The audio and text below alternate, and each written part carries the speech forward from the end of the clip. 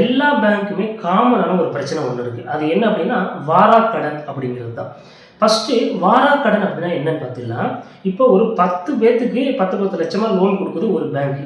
அதில் ஒரு 5 பேர் கொடுத்துட்டான்.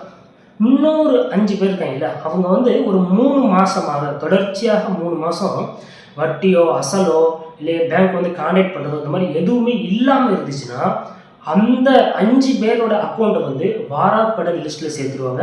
அதை இங்கிலீஷில் என்பிஏ நான் பெர்ஃபார்மிங் அசட்ஸ் அப்படின்னு சொல்லி சொல்கிறாங்க. கடந்த 11 வருஷமாக 9.7 லட்சம் கோடி வாராக்கடன்களை நம்ம அரசாங்கம் வந்து தள்ளுபடி பண்ணியிருக்கு. ஃபஸ்ட்டெல்லாம் பார்த்தீங்கன்னா கடன் யார் வாங்குவாங்க?